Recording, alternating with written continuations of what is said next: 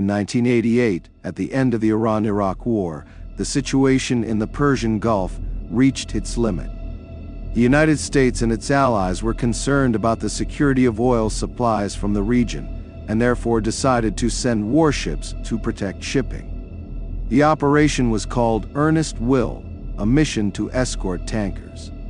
But one event that occurred within its framework became a tragic mistake for the Americans, which went down in history as Operation Archer and cost hundreds of human lives. The action unfolded on the morning of July 3, 1988. The American missile cruiser Vincennes, equipped with the most advanced control system and surface-to-air missiles, was patrolling the waters of the Gulf when its operators recorded an unidentified object on the radar approaching the ship. It was a passenger plane, Iran Air Flight 655, flying on a regular civilian route from Tehran to Dubai.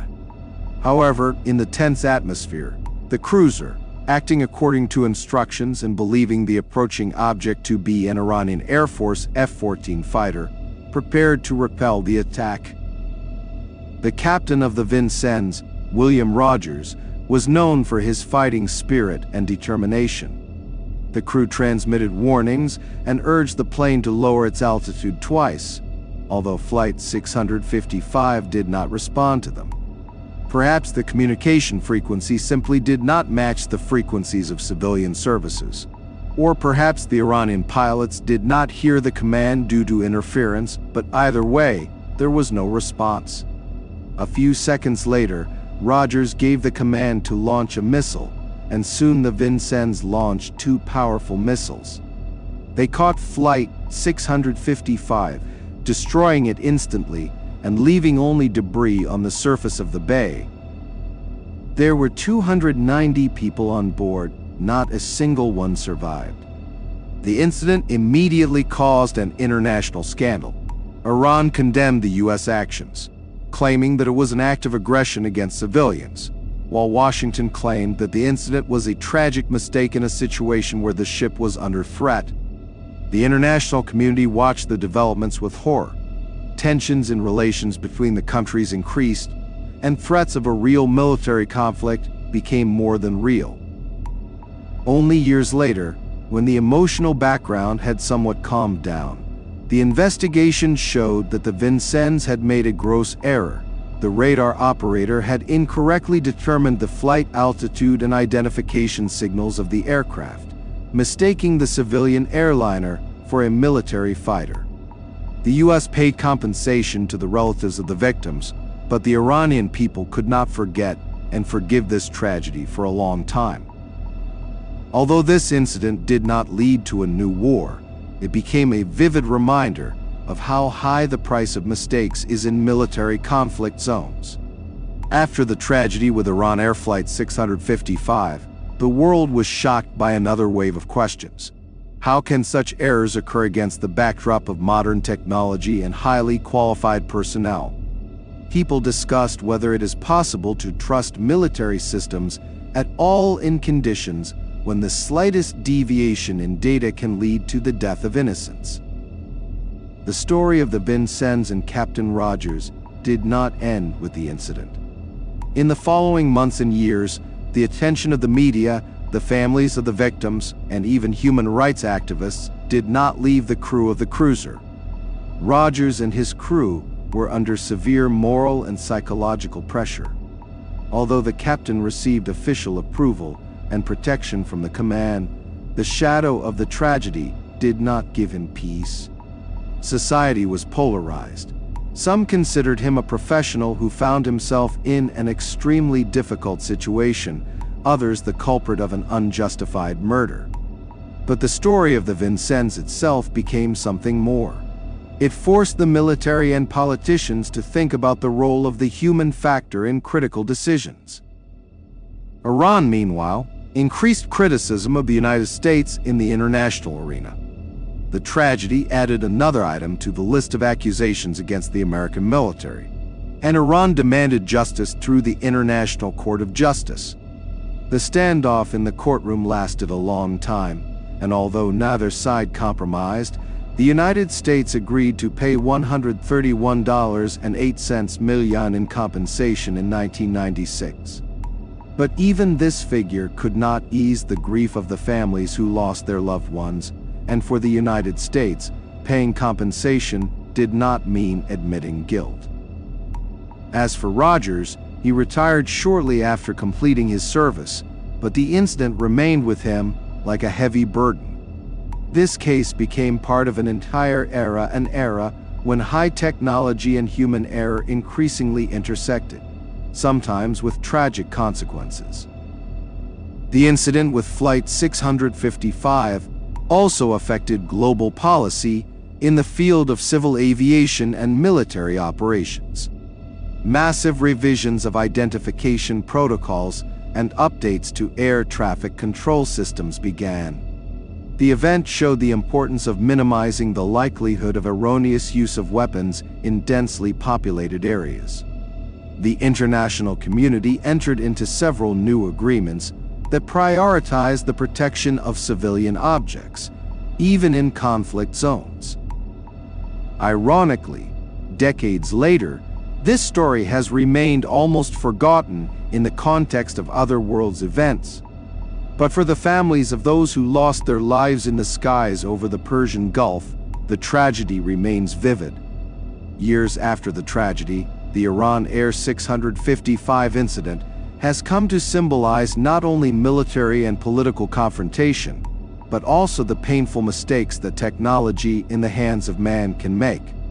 The story of Captain Rogers and his crew on the Vincennes has acquired a tragic tone. It tells of the weaknesses inherent in everyone: fear, error, moral heaviness, and ultimately, redemption. Some Vincennes veterans have decided to speak openly about their experiences. One of the radar operators, in an interview a decade later, said, "Every time an unidentified object appears on the screen, I remember the minutes before the missile was launched that day. I thought it was a threat, but now I doubt my decision for the rest of my life." Veterans said they had become more cautious, less confident in the military doctrine of preventive action. They recalled how they had been taught in training and briefings to react to any hint of a threat as if it were a real danger. But life had taught them a harsh lesson: rash decisions can lead to irreversible tragedies. Meanwhile, Iran continued to make the tragedy the focus of political discourse. Every year, July 3 is declared a day of remembrance for the victims of Flight 655, and the country's politicians still use it as a symbol of American aggression. A memorial was erected at the crash site, and families of the victims gather there every year to honor their loved ones. Local newspapers and television stations repeatedly remind the public of those tragic events to preserve collective memory and call for vigilance. The story of Captain Rogers continued to be a dark legend in the U.S. Navy. Some considered him a hero who simply did his best in that crazy situation, while others considered him a culprit. But the captain himself increasingly withdrew from public life over time, avoiding the media and rare interviews. He spoke only to his loved ones, and in rare conversations noted, "I did what I had to do, but I can never forget it." At the level of global politics, the tragedy became a turning point for a new look at conflict zones and the role of the military near civilian objects. Through the joint efforts of the UN and international aviation organizations, protocols were introduced requiring military and civilian systems to operate on a single frequency to prevent similar tragedies. World leaders realized that even the slightest error in assessing a threat can lead to global consequences. This incident also left a moral lesson as a legacy. It showed that high technology, advanced radars and combat systems are tools, but without moral responsibility and careful attention to every decision, they can turn into disaster. Over the years, the Iran Air 655 incident has become a symbol of the difficult questions of conscience, responsibility, and humanity that confront those who make decisions on the front lines. It was a reminder that even among high-tech military systems, the human factor remains, and this factor can be decisive. For the crew members of the Vincennes themselves, closed meetings were organized from time to time, where veterans shared how the incident changed their understanding of the service and combat decisions.